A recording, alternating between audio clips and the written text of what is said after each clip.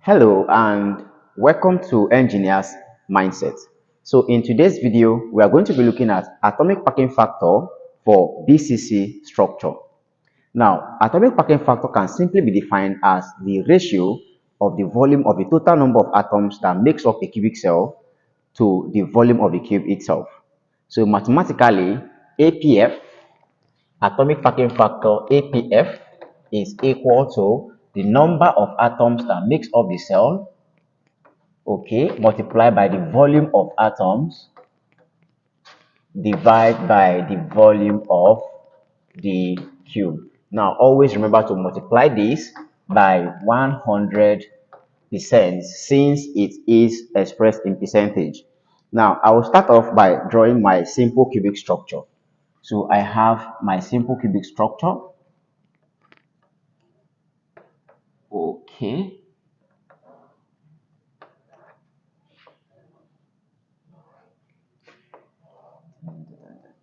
Okay.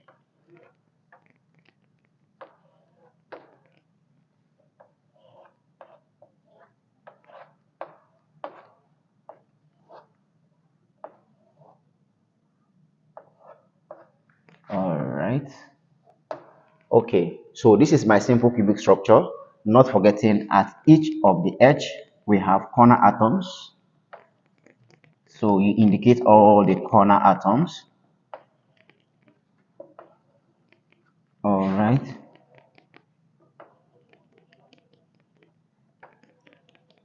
All right, so this is my simple cubic structure.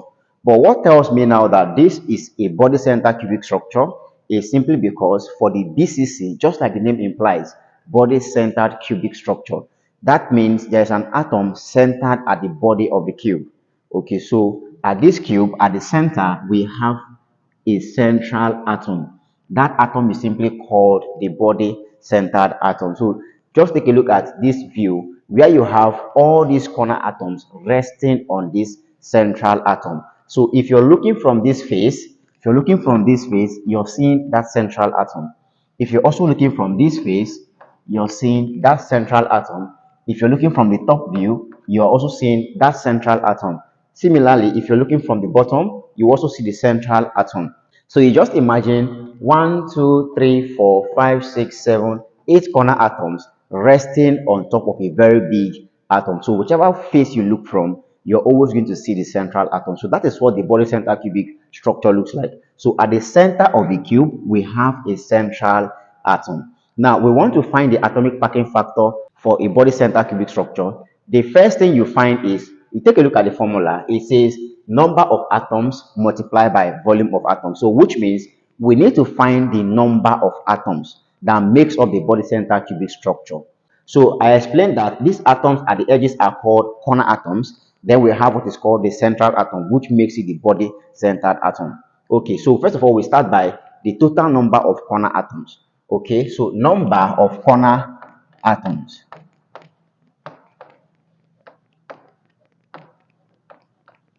Okay, this is equal to, if you take a look at this diagram, at first it seems like we have 1, 2, 3, 4, 5, 6, 7, 8 corner atoms. But that is not the case. Since we have 8 corner atoms, these atoms are not completely giving out their entire volume or contributing their entire volume into this structure. Rather, each of these atoms are contributing 1 all over 8 of their entire volume. Each of these atoms are contributing 1 all over 8 of their entire volume. So the entire 8 corner atoms are actually contributing 1/8 of their volume in this system. So that simply means that the number of corner atoms becomes 1 over 8 plus 1 over 8, or simply add 1 over 8 into 8 different places. Or you can simply say 1 all over 8 multiplies by 8, since we have 8 corner atoms and each of them are contributing 1/8 of their volume. So this means that the number of corner atoms is equal to what? 8. Total of 8 corner atoms multiplied by 1 all over 8 of the volumes contributed by these corner atoms.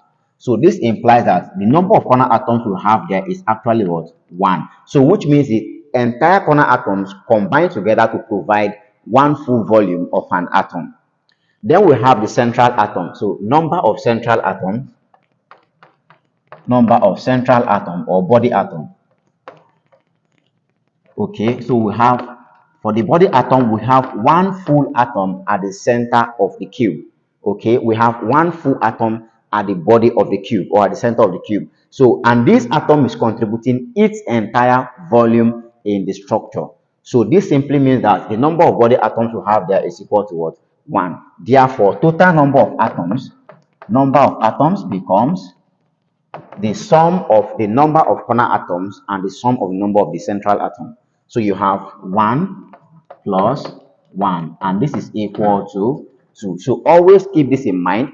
For a body center cubic structure, the total number of atoms that makes up the cell is equal to 2. Now, from the formula once again, it says volume of atoms. Generally, atoms are spherical in shape, and since they are spherical in shape, therefore, their volume becomes the volume of a sphere. And what is the volume of a sphere? Volume of atoms equals 4 all over 3 pi r cube. And this is the volume of a sphere. Since atoms are spherical in shape, therefore they assume the volume of a sphere. Now, we want to find next the volume of the cube. To find the volume of the cube, you have to first of all identify the spacing or distance between this cube, which brings us to what is called the lattice constant or lattice parameter. The lattice constant is simply the separation between two corner atoms. So if I have this corner atom and this corner atom, distance between these two corner atoms is simply called the lattice constant, and it is symbolized by the letter A. It can be called lattice constant or it can be called lattice parameter. And since this is a cube, it means it has equal sides. Therefore, distance between this corner atom and this corner atom is also taken as A, which is the lattice constant. So this is the first step. Identify the lattice constant or distance of separation between two corner atoms. The next step to finding the volume of the cube is by obtaining what is called the closely packed region. Now, we want to express the lattice constant. If we have gotten the sides of the cube, then we want to express this lattice constant as a function of radius. Okay, we want to express the lattice constant as a function of radius. In order to do so, we have to identify what is called the closely packed region. The closely packed region is that region through which the entire atoms can touch one another. And if you take a look at this diagram, I have this big atom centered at this body of a cube. Then I have these two corner atoms over here. These two atoms can only touch themselves diagonally. So from here to the piece, passing through the central atom. So you have something like this. Let's pick a one-dimensional view. So this is my cubic structure. Okay, this is my cubic structure. Now, not forgetting your corner atoms. Okay, these are the corner atoms. Then we said at the body of these corner atoms or at the body of this cube, we have a central atom. So you see that the entire atoms can touch themselves through the central atom. So the center is called the closely packed region. That is where the entire atoms can touch themselves. So I draw a diagonal line from here, connecting all the atoms to this point. This is called the closely packed region where the entire atoms can touch themselves. So this means that this atom can touch this atom through where the central atom or through the center, which is the closely packed region. So if I draw a diagonal line connecting those atoms through the central line, I have something like this. Similarly, if I draw another diagonal line, this atom can touch this atom through the center as well because the center is a closely packed region. So if I draw a diagonal line from this atom to this atom, you observe now that we have two different right angles triangle. So first call here A, call here B, call here C, call here D. So you have triangle A, D, C. Then you have triangle A, B, C. So you notice that AC is the base of triangle A, B, C. Okay? AC is the base of triangle A, B, C. Whereas AC becomes the hypotenuse of triangle A, D, C. Okay? AC becomes the hypotenuse of triangle ADC. So which means we have to find what is AC, which is the base of triangle ABC. Okay, so that means we are going to consider the very first triangle, triangle ADC. If we are able to find the value of AC, then we can now consider the next triangle A, B, and C. All right, so let's consider triangle ADC. So this is our triangle ADC. Not forgetting we have corner atoms here, we have corner atoms here, and we have corner atoms here. Now we need to find AC, which automatically becomes the base of triangle ABC.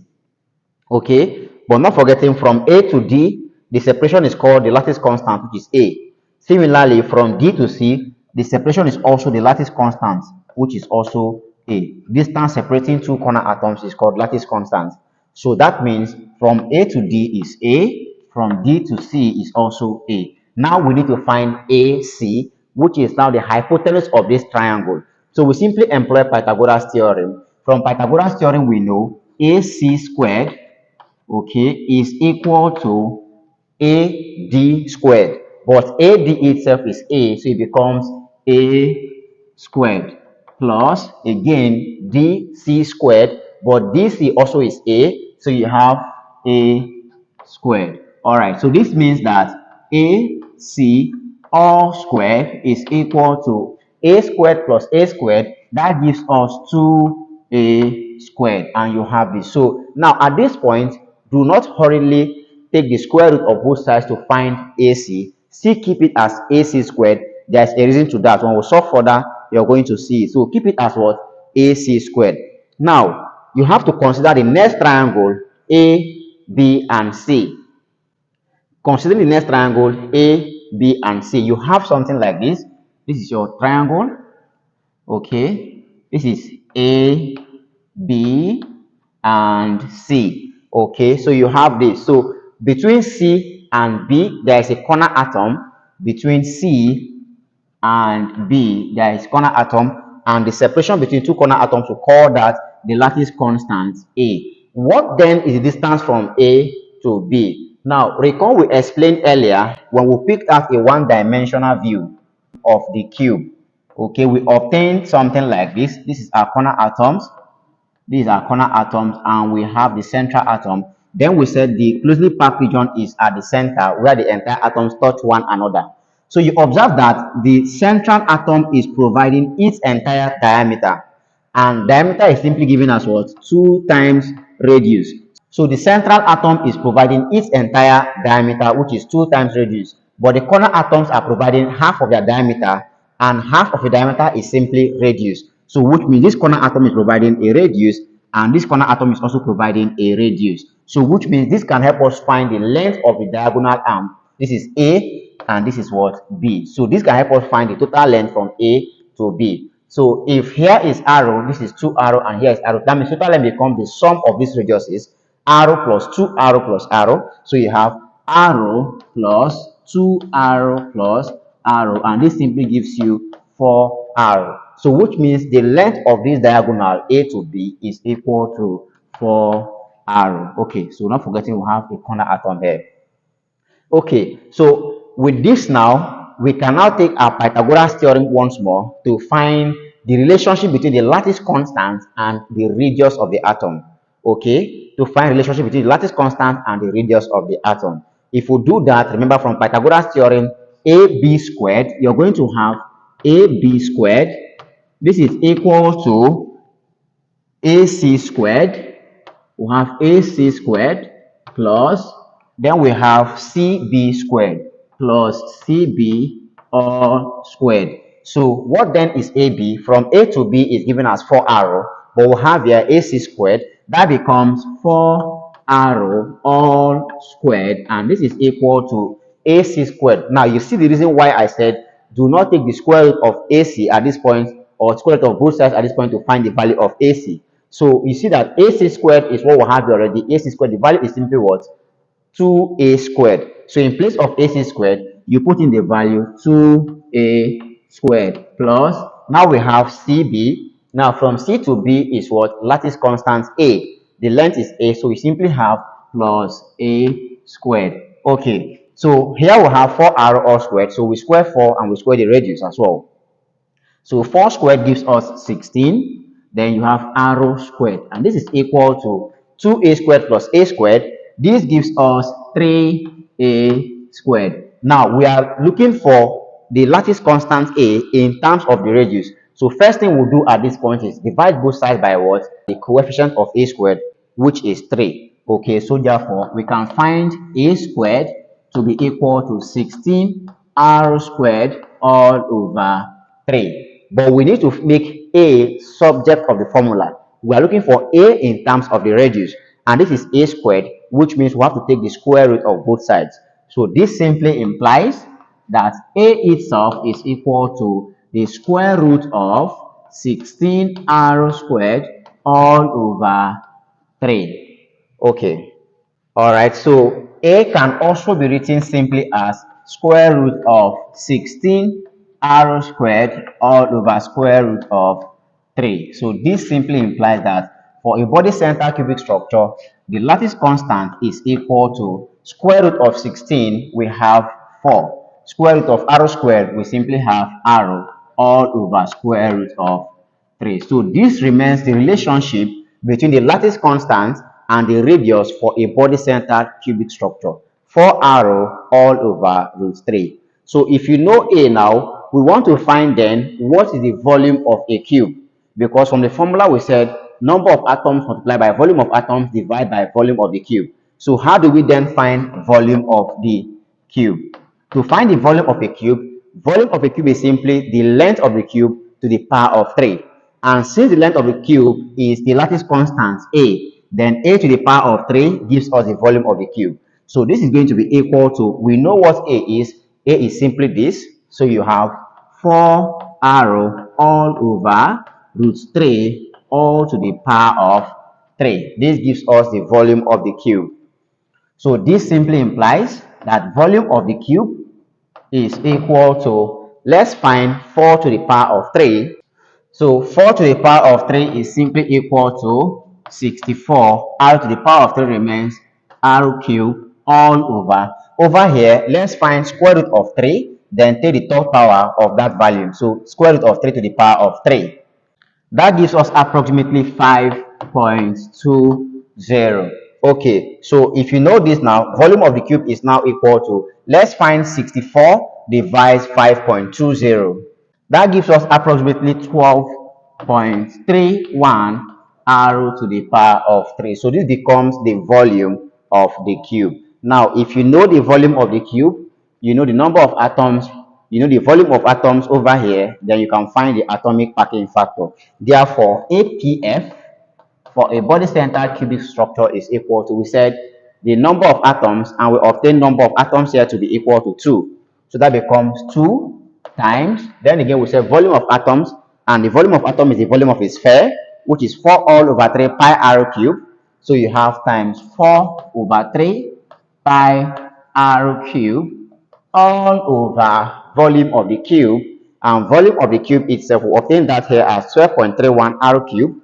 So you have device 12.31 r to the power of 3. Okay, so you have this. At this point, observe that r cube cancels r cube. So this is going to be equal to, then I have 2 times 4 up here.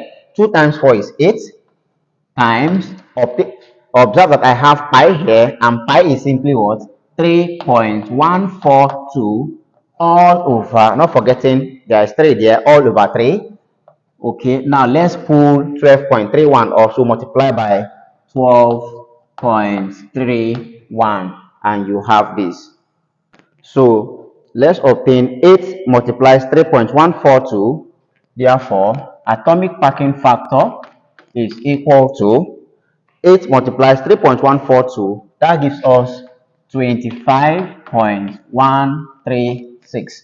Divides, let's obtain 3 multiplies 12.31. This gives us 36.93, not forgetting, multiply by 100%. Therefore, atomic packing factor is going to be equal to, now we divide 25.136 by 36.93. This gives us approximately 0.68 multiplied by 100%.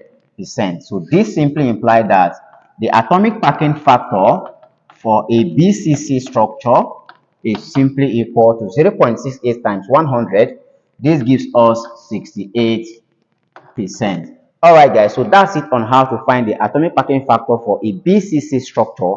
In the next video, we are going to be looking at planar density for FCC and BCC structure, and I hope to see you in that video. Do well to like this video, share to your friends, comment nicely, and if you are new to the channel, do well to hit the subscribe button and turn on your notification bell to get updates when new videos on this drops. I will see you in the next video. Thanks.